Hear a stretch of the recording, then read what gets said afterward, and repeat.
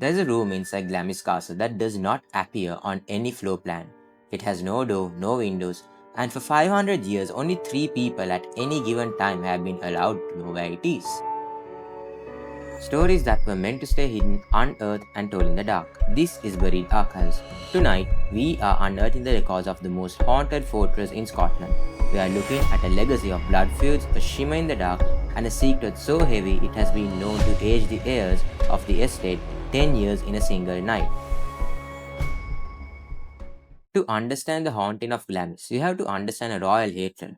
King James V of Scotland didn't just want Janet Douglas, the Lady of Glamis, removed from her land. He wanted her destroyed. He fabricated charges of witchcraft and treason, using the rack and the iron boot to pull confessions from her servants until he had enough to build the case out of thin air. On 1537, with a woman standing before a crowd, looking her executioners in the eye while her young son was forced to watch. When she was finally led to the stake, the fire didn't just consume her body, it bonded her spirit to the stone of her home. Because almost immediately after the ashes grew cold, the sightings began. The most documented ghost in Scotland is simply known as the Grey Lady. She is a translucent, shimmering figure that has been seen by hundreds of visitors over 5 centuries. But she isn't a scary ghost. She is a presence of profound, bone-chilling sadness. In 1716, a man named James Stewart, a direct descendant of the king who ordered Janet's death, stayed at Glamis. While he was praying in the chapel, witnesses reported seeing the Grey Lady kneeling in the pew right next to him. Think about that, the victim and the lineage of her executioner, separated only by the veil of death. To this day, the family reserves a specific seat in the chapel for her. No guest is ever allowed to sit there. If you walk past it, the temperature drops 15 degrees and you are hit with a wave of grief so heavy it feels like you're drowning. But the Grey Lady is only the beginning. The archives contain a story that is far more physical and far more disturbing. The Monster of Glamis. In 1821, rumors began to circulate that the 11th Earl had an heir who was born with a hideous deformity, barrel-chested, hairy, and possessed terrifying strength. Because he was the rightful heir, the family couldn't dispose of him. Instead, they reportedly built a room that doesn't appear on any blueprint and bricked him inside. The legend says that on their 21st birthday, the next Earl is led into the dark and shown the thing that is technically his own brother. Some call it folklore, but for generations, workers have discovered bricked up voids that shouldn't exist. And guests have reported a heavy, rhythmic thumping coming from deep inside the stone walls at night. At Glamis, the walls don't just have ears, they have a heartbeat. Janet Douglas was burned to settle a king's grudge, but her presence remains a permanent stain on the stones of Angus, whether it is the residual energy of a tragedy or something darker bricked into the foundation. Glamis Castle refuses to stay silent. In the dark, they began to argue. You're on the side of the bed where he died? No, I'm not. He died on yours.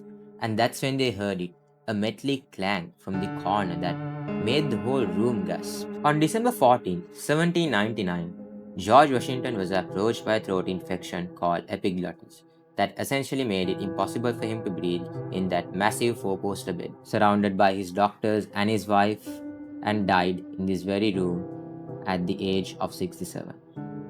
After he took his last breath, Martha was so overcome with grief that she shut the door and never stepped foot into that room ever again, moving to a tiny chamber on the third floor just to escape the memories. For decades, the house fell into a state of total decay. But in 1858, a group of women known as the Mount Vernon Ladies Association brought the estate to save it. Because there were no hotels nearby, these women, the wise regents, would actually sleep in the mansion during their visits. An isolated colonial mansion overlooking the Potomac, drafty, silent, and filled with the original furniture where the father of the country died. It was only a matter of time before the house began to speak back. Miss Vale and her friend were excited to stay at the general's room. They did what everyone did back then, placed a kettle in a basin of water for safety and climbed into the general's bed. But in the dead of the night, they were jolted awake.